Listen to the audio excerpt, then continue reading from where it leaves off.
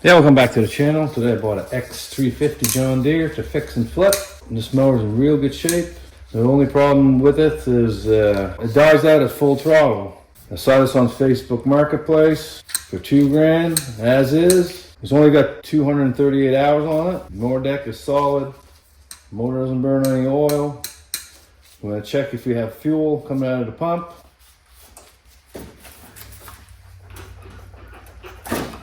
So now I'm going to turn the motor over.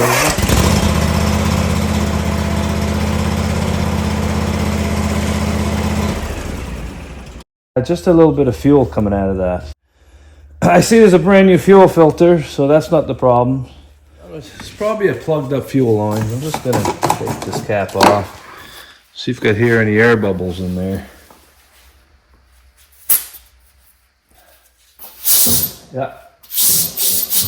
Yeah, there's something in the line.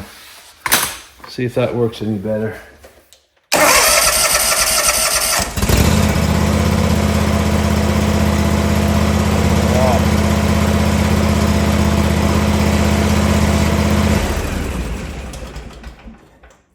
That works a lot better.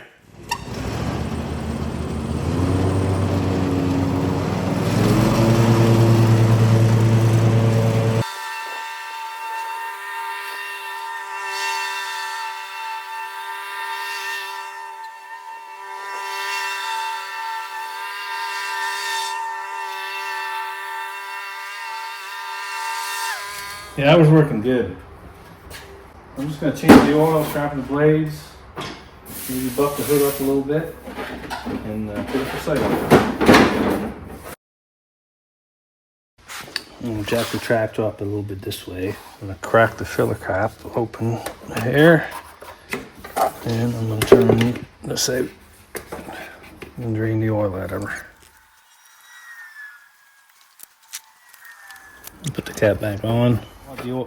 For the oil filter, I don't want the oil to drop right here, and it drops right on the PTO clutch, so I'm going to put a rag. And I'm just going to stick that underneath the oil filter. I'm going to use my channel locks.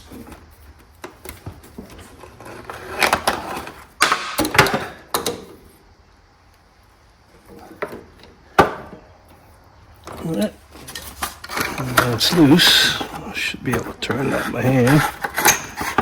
And there's the oil. I'm just going to clean this up a little bit. So I'm going to pre-fill my oil filter. A little bit of oil will drop here. I'm going to go there nice and quick. I'm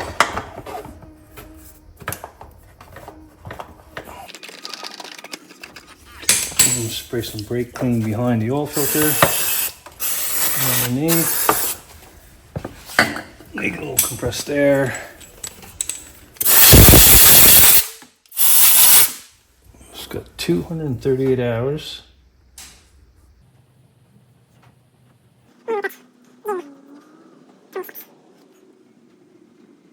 To check the oil, you don't screw the dipstick in. And I fill it right to past the full line of hair. And I'm going to start the motor up. And should bring it down to the right level.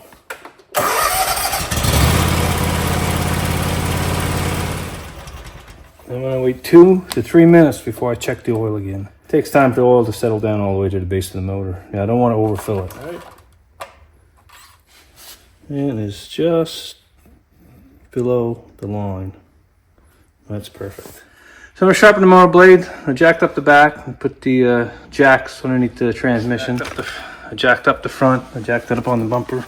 I put a jack stand on the steering axle. This takes an 18mm socket. Before I had the impact, I put a 2x4, jam a 2x4 in here, and I use a strong arm and then take the nuts out. But now I used the impact gun, way easier. These blades are in good shape. Sharpen these with a grinder. You can use a file, doesn't matter.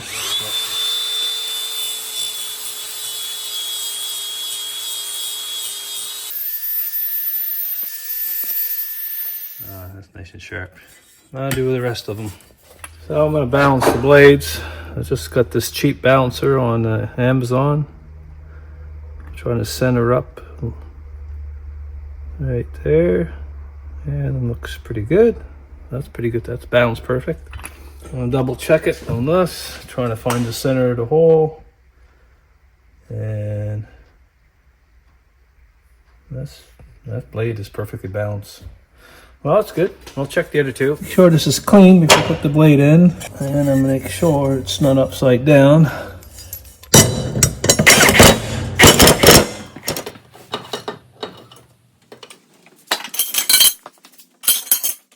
I'm just going to clean it up a little bit and make it look a little better.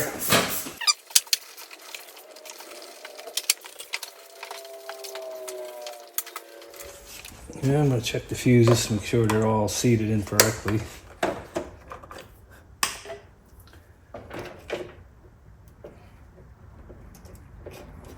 Yeah, that looks good. I'll rub a compound on this and then some polish.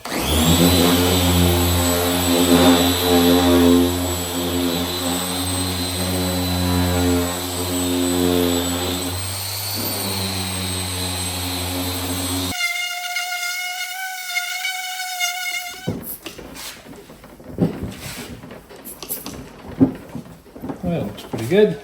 So I'm gonna grease this up a little tiny bit, put a couple pumps of grease. It's all done. So I'm gonna put that for sale for $3,500 Canadian. That should sell really quick. 2 days later, sold, 3,500 bucks. Made $1,300 profit in 2 hours worth of labor. I told the buyer about the crap in the gas tank. He goes, no problem with that. He said he's got a compressor. If it happens again, he's just gonna blow it out and take the tank off and clean it. If you like this video, press thumbs up below, subscribe to my channel. Thank you for watching.